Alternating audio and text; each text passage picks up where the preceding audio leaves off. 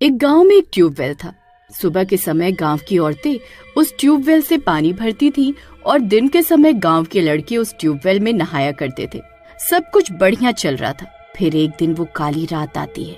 गांव में सफेद साड़ी पहने एक चुड़ैल औरत आती है और ट्यूबवेल पर बैठकर अपने बाल धोने लगती है। उसके नाखून बड़े बड़े होते हैं। अजी, ये इतनी रात गए ट्यूबवेल की मोटर किसने चला दी? आज से पहले तो कभी ऐसा नहीं हुआ। अरे, लगता है किसी जानवर ने मोटर का बटन दबा दिया होगा, जिस वजह से ट्यूबवेल चालू हो गया होगा। फिर रीमा खिड़की से झांक कर देखती है तो उसे एक औरत सफेद साड़ी में ट्यूबवेल पर बैठी हुई दिखती है। उसकी पीठ रीमा की तरफ होती है, इसलिए वो उसका चेहरा नहीं देख पाती। अच्छा देखिए तो कोई औरत है जो ट्यूबवेल में अपने बाल धो रही है। कितनी बेवकूफ औरत है जो इतनी रात गए बाल धो रही है। इसी किसी का डर भी नहीं है जी।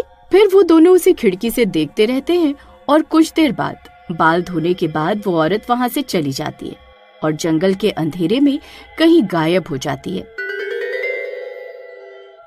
अच्छी देखिए तो ये तो जंगल की तरफ चली गई। ये मुझे हमारे गांव की तो नहीं लगती। फिर अगले दिन सब गांव वाले ट्यूबवेल पर इकट्ठा होते हैं। तभी एक औरत रीमा के घर के आगे से निकलती है। अरे कमला बहन, ये ट्यूबवेल पर भीड़ कैसी? सब लोग वहाँ क्या झांक झांक कर देख रहे हैं? अरे रीमा बहन, तुम्हें नहीं पता क्या? ट्यूबवेल में पानी की जगह खून भरा हुआ है। क्या खून? ऐसा कैसे हो सकता है? फिर रीमा भी ट्यूबवेल पर जाती है और वहाँ का मंजर देखकर उसकी आंखें भी फटी की फटी रह जाती हैं।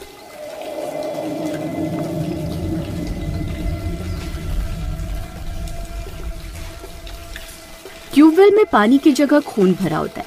सब गांव वाले इसी बारे में बातें कर रहे होते हैं।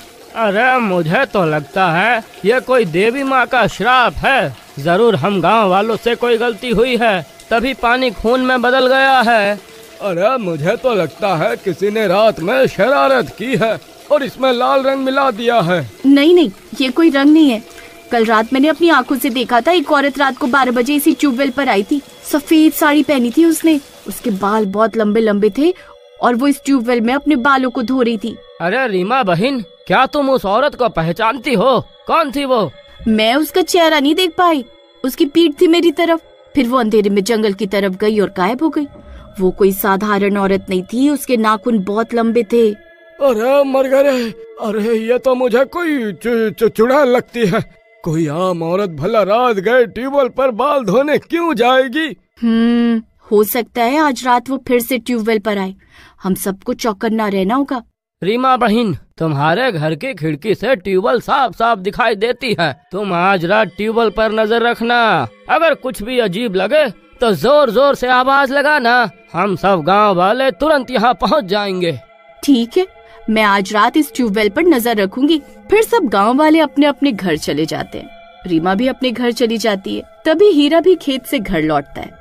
रीमा उसे सारी बात बताती है। अरे बहुत अजीब बात है। मुझे तो बहुत डर लग रहा है रीमा। अरे ये कोई आम औरत नहीं हो सकती। भला आधी रात को ट्यूबवेल पर बाल कौन धोता है? ट्यूबवेल से सबसे नजदीक हमारा ही घर है। अगर गांव वालों की बात सच हुई और वो चुड़ैल निकली तो सबसे ज्यादा खतरा हमें ही है। अजी डरने की कोई बात नहीं है जी। गांव वालों ने कहा है कोई भी गड़बड़ हो तो जोर जोर से आवाज लगाना, वो सब इकट्ठा हो जाएंगे। आप डरिए नहीं। फिर थोड़ी देर में रात हो जाती है। जंगल से अजीब अजीब सी डरावनी आवाजें आने लगती हैं। गली के सारे कुत्ते रोने लगते हैं। हे भगवान, अरे ये क्या हो रहा है? रीमा, अरे ये सब संकेत तो किसी अशुभ घटना के होने का संकेत दे रहे हैं। तभी वो देखते हैं कि जंगल के अंधेरे से एक औरत सफेद साड़ी पहने ट्यूबवेल की तरफ आ रही होती है। उसने घूंघट किया हुआ होता है, इसलिए वो उसका चेहरा नहीं देख पाते, लेकिन उसके नाखून लंबे होते हैं। तभी हीरा की नजर उसके पैरों की तरफ जाती है और उसकी आंखें फटी की फटी रह जाती है। अरे रीमा, अरे उसके पैरों की तरफ देखो, वो उल्टे हैं। चुड़ैल! अजी ये तो चुड़ैल है। अरे मर गए रे, गाँव वालों का शक सही तभी वो चुड़ैल ट्यूबवेल पर आती है, अपना घूंघट हटाती है और अपने बाल धोने लगती है। चुड़ैल, चुड़ैल, अयो चुड़ैल, गाँव वालों यहाँ चुड़ैल है, ट्यूबवेल पर चुड़ैल है, चुड़ैल, चुड़ैल। अरे मर गए रे। अरे बेवकूफ औरत, चिल्ला क्यों रही है? अरे मरना चाहती है क्या? अजी आप डरिए नहीं जी, गांव वालों ने कहा था कुछ भी गड़बड़ लगे तो जोर जोर से हमें पुकारना, हम सब आ जाएंगे। फिर हीरा खिड़की से झांककर इधर उधर गली में देखता है तो वहाँ कोई नहीं होता। तभी रीमा के शोर मचाने की वजह से उस चुड़ैल का ध्यान उनकी तरफ आ जाता है। वो उनके घर को देखकर गुर्राने लगती है। अरे मर गए रे। अरे मुझे तो कोई भी गांव वाला इधर आता हुआ दिखाई नहीं दे रहा है। ये नास मीटे गांव वाले हमें आज मरवा कर ही छोड़ेंगे। अरे रीमा, तुम्हें शोर नहीं मचाना चाहिए था। हाय रे, अरे अब क्या होगा? वो नास मीटी चुड़ैल यही देख रही है रीमा। अरे जल्दी कुछ करो, वो यहाँ आ गई तो हमें कच्चा खा जाएगी। अरे ये सब तुम्हारी बेवकूफी की वजह से ही हो रहा है। अजी इसमें मेरी क्या गलती है जी? मुझे तो गांव वालों ने कहा था शोर मचाने को, अब उन्होंने हमें धोखा दे दिया तो मैं क्या करूं? अरे अब तुम कुछ मत करो भाग्यवान, अब जो करना है वो चुड़ैल ही करेगी। वो देखो तुम्हारी अम्मा इसी और आ रही है। अरे हाय रे, अरे मर गए रे, अब हम नहीं बचने वाले। फिर वो चुड़ैल गुस्से में रीमा के घर की ओर आ रही होती है। उस चुड़ैल के गुर्राने की आवाज पूरे गांव में फैल जाती है। चुड़ैल, अरे अरे हमारा शक सही निकला, यह चुड़ैल ही थी जो रातों को ट्यूबवेल पर आ रही थी।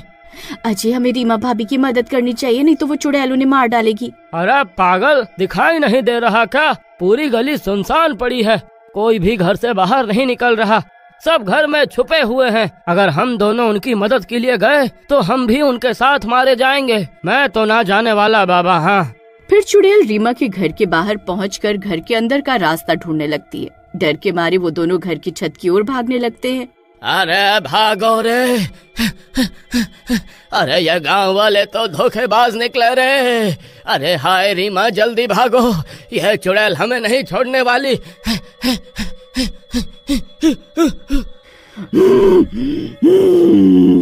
खोल दरवाजा, खोल। तभी रीमा छत पर चढ़कर जोर जोर से गांव वालों को पुकारने लगती है। गांव वालों, हमारी मदद करो, हमें धोखा मत दो, ये चुड़ैल हमें मार डालेगी। अजी चलो ना, रीमा और हीरा भैया को हमारी जरूरत है, नहीं तो वो चुड़ैल उन्हें मार डालेगी। अरे तुम्हारा दिमाग खराब हो गया है क्या? मैं कहीं नहीं जाने वाला, तुम्हें जाना है तो जाओ। हाँ। रीमा की दर्द भरी आवाज सुनकर गांव की सभी औरतें घरों से बाहर निकल जाती हैं। सबके हाथों में मशाले होती हैं। रीमा बहन, तुम घबराओ नहीं, गांव के मर्द तो डरपोक निकले, लेकिन हम औरतें तुम्हारा साथ जरूर देंगी। फिर सारी औरतें अकेले उस चुड़ैल का सामना करने निकल पड़ती हैं। ये देखकर गांव के आदमियों की भी हिम्मत बढ़ती है और वो भी उनके पीछे पीछे चल देते हैं। गांव की औरतें मशाल लेकर रीमा के घर के बाहर पहुंचती है। चुड़ैल उनके सामने खड़ी होकर गुर्राने लगती है। अब तुम सब मरोगे, मैं किसी को जिंदा नहीं छोड़ूंगी, किसी को भी नहीं। औरतें डरते डरते मशाल ऊंची उठाती हैं। चुड़ैल की आंखें गुस्से से भर जाती हैं और उसका चेहरा और भयानक दिखने लगता है। तू चाहे चुड़ैल हो या प्रेत, हम अपनी रीमा को नहीं मरने देंगे। सब औरतें मिलकर मशाले उसकी तरफ घुमाती हैं। अचानक चुड़ैल जोर से चीखती है और ट्यूबवेल की तरफ दौड़ जाती है। अरे भागो, वो ट्यूबवेल में कूदने वाली है। फिर सब गांव वाले भी उसके पीछे पीछे दौड़ने लगते हैं। चुड़ैल ट्यूबवेल के पास जाकर बाल खोलती है और जोर जोर से हंसती है। ये ट्यूबवेल मेरा है, मुझे इस ट्यूबवेल से कोई जुदा नहीं कर सकता। इतना बोलकर वो ट्यूबवेल में छलांग लगा देती है। सबको लगता है कि वो डूब गई, लेकिन तभी ट्यूबवेल से तेज लाल रोशनी, पूरा गांव दहशत में आ जाता है। रीमा घबराकर भगवान का नाम लेती है और ट्यूबवेल पर गंगा जल छिड़क देती है। अचानक खून की जगह साफ साफ पानी निकलने लगता है और चुड़ैल की चीख सुनाई देती है।